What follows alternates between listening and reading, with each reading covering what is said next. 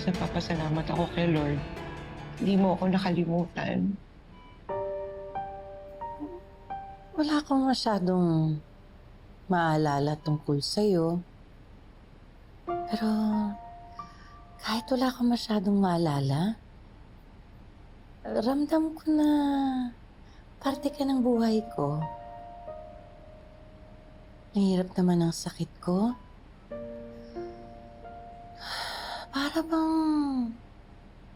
Para akong lutang na hindi ko maintindihan. Parang hindi ko hawak yung sarili kong pag-iisip.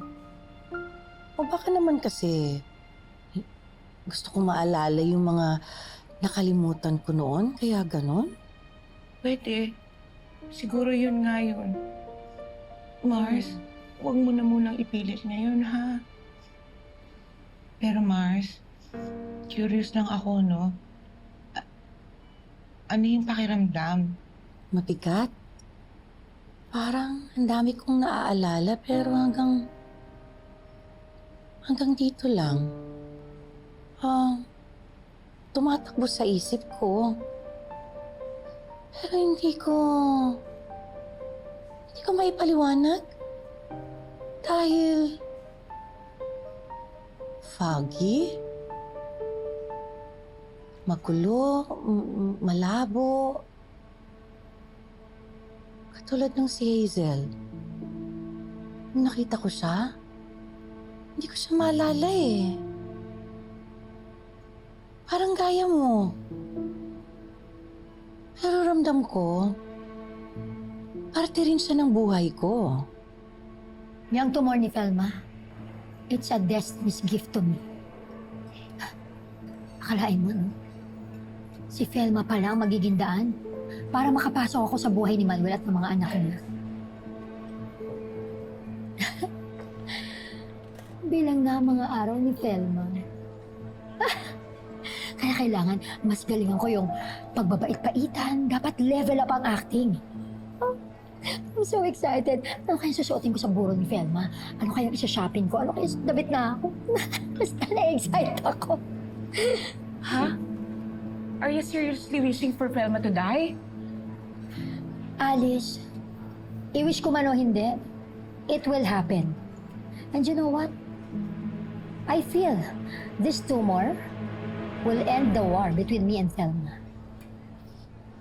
Binilin sa amin ng doktor mo na wag muna kaming magkwento ng kung ano-ano na makakabagabag sa pag-iisip mo. Ha? Pero Mars, meron akong kailangan sabihin sa'yo eh. Tungkol kay Hazel. Anong sinasabi mo, Paz?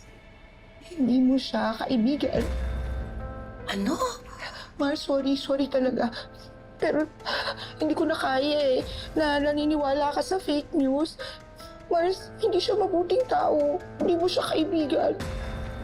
Sorry, Mars, pero kaaway natin siya lahat. Ano? Ano? Mars, sorry. Helma, tingnan mo ako. Ako ang tunay mong BFF. Mars, ako.